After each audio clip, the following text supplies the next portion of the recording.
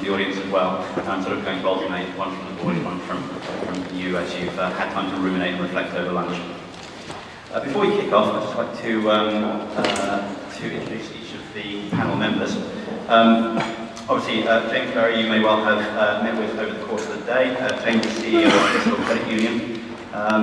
And to his right is Lee Coates.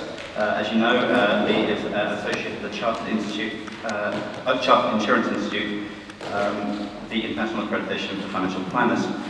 To his right is James Vaccaro, who's currently head of Market and Corporate Development at Triodos and non-executive director of UKSIF. And to his right is Barbara Crowther. Barbara Crowther is in turn Director of Communications and Policy for the Fairtrade Foundation. I'd like to kick off with one of the questions from the sheet then in that case. And what I'll do is I'll put it to the four of you, and if anyone feels that you have an answer you'd like to give, then please just speak up. It's one of the more interesting ones here, I think. It's how do we get younger people, i.e. those under 50 or 60, engaged or interested in finance? Younger than James. Any takers? Well, as part of that target market, being somebody who is under 50 or 60, I think that what we've found in the credit union certainly is that there's a lot of interest from younger people in what we do and in ethical finance generally. It tends to be that they haven't got as much money to save or invest.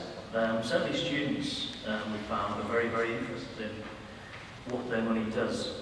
And as part of the work that we've been doing with the Bristol Pound Scheme, for example, there's a huge interest from the universities, and particularly from the student unions, in what that is and how it works. And they see it as a really exciting way of demonstrating, thinking a bit more about how their money works. I think one of the big things, though, that you've got to do, you're going to try and provide services that are going to appeal to younger people, is to talk to them in a way that is going to mean something to them. So quite often, even for me as somebody who works in finance, the sort of investment type literature or the pension type literature sends me to sleep. Really does. So you've got to really use the right language and also have the right sort of technology. So we've quite recently introduced an online membership sign-up, and that's the sort of thing that's really going to engage people because they're living almost their entire lives online. We haven't yet got a Facebook page, and I'm not yet a twit. The thing is, but all these sorts of things are ways of engaging people that they're used to, that they're using all the time. So I think it's down on us as people who are interested in the subject to talk to them in the right way and to use the sort of communication channels that will mean something to them. There is the interest there. It's about connecting that with the positive things that we're all about doing, I think.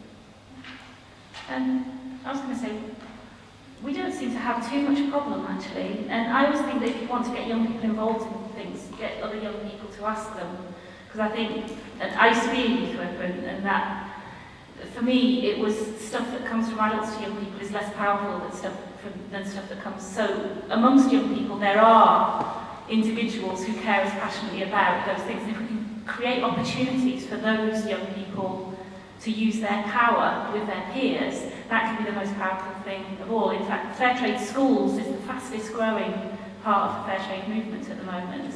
We've got nearly 5,000 schools signed up to be Fairtrade schools and about 800 who've done a year's worth of activity. And I think one of the most